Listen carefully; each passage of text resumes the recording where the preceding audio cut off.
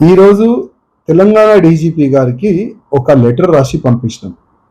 ఆ లెటర్లో ఏం రాసినామంటే, డీజీపీ గారు ఎంఐఎం ఎమ్మెల్యే కానీ, ఎంఐఎం కార్పొరేటర్ కానీ, ఎంఐఎం గుండెలు కార్యకర్తలు కానీ మెహందీపట్నం కాకుండా వేరే వేరే ప్రాంతంలో అక్రమంగా గౌలని తరలిస్తున్నారు.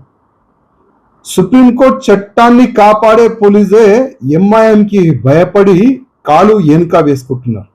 డీజీపీ గారు ఎందుకు తెలంగాణలో గౌరక్షకులకి మరియు మీ పోలీసోలు, మీ డీసీపీ లెవెల్ కానీ, మీ ఏసీపీ లెవెల్ కానీ, మీ కమిషనర్ లెవెల్ కానీ అందరు పిలిచి హిందూ గౌరక్షకులకి వార్నింగ్ ఇస్తున్నారు, బాండ్ ఓవర్ చేస్తున్నారు. ఇంకా ఏం చెప్తున్నారంటే, గౌరక్షకు పేరు పైన రోడ్డు పైన వస్తే జైలుకి పంపిస్తాం, రౌడీ షీట్ ఓపెన్ చేస్తామని ఈ విధంగా బెదిరిస్తున్నారు హిందువులకి. ఇంకా కొంతమంది హిందువులకైతే అక్రమంగా కేసులు పెట్టి మరియు జైలు కూడా పంపిస్తున్నారు. అంటే గతంలో చాలా వరకు నేతలు అంటున్నారు చట్టం ఎవరికి చుట్టాలు కాదని.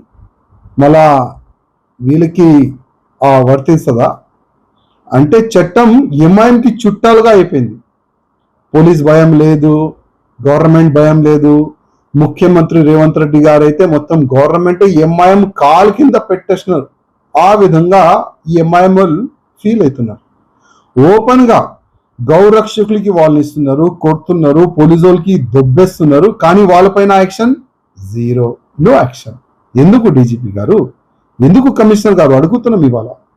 ఇవాళ ఈ బక్రీద్ పండగ మంచిగా జరుపుకోండి, ఎట్లాంటి కూడా అభ్యంతరం లేదు. కానీ ఇదే బక్రీద్ పండగలో మా ఆవు తల్లిని నరుకుతాం, ఆవు తల్లి పిల్లల్ని నరుకుతాం అంటే ఎట్లా డీజీపీ గారు? ఇవాళ మాకు మీ ఆఫీసర్లు ఫోన్ చేసి చెప్తారు, ఈ బక్రీద్ పండగకి ఎట్లాంటి కూడా కమ్యూనల్ వైలెన్స్ కాకుండా కొద్ది చూడండి. తెలంగాణ మనది, లా అండ్ ఆర్డర్ మెయింటైన్ చేసే మన అందరిది బాధ్యత. మీరు కూడా ఒక ప్రజా నాయకులు, ఆ విధంగా డైలాగులు పోలీసులు కొడుతున్నారు. మళ్ళా అదే మీకు అడుగుతున్నాం, మేము రెడీ. మేము ఎప్పుడు కూడా కమ్యూనల్ వైలెన్స్ కావద్దు, తెలంగాణ లా అండ్ ఆర్డర్ కూడా మంచిగా ఉండాలి ఆలోచన మాలో ఉంటుంది. కానీ ఇదే ఈ ఎంఐఎంఓలు మరియు వీడియో పెడుతున్నారు. ఎంఐఎం ఎమ్మెల్సీ ఆవులని మొత్తం ఇక్కడ నుంచి అక్కడ వరకు ట్రాన్స్పోర్ట్ చేసుకుంటూ వీడియోలు పెడుతున్నారు. ఎంఐఎం కార్పొరేటర్ వీడియోలు పెడుతున్నారు. అంటే వాళ్ళకి ఏం చెప్పరా మీరు? ఎంఐఎం అంటే ఉచ్చనా మీకు? ఈ లాంగ్వేజ్ యూజ్ చేస్తే బాగుంటుంది. అందుకోసం రిక్వెస్ట్ చేస్తున్నా, లా అండ్ ఆర్డర్ అందరికీ ఒకటే సమానం ఉండాలి. సుప్రీంకోర్టు చట్టాన్ని కాపాడే బాధ్యత పోలీసు వాళ్ళకి ఉంటుంది.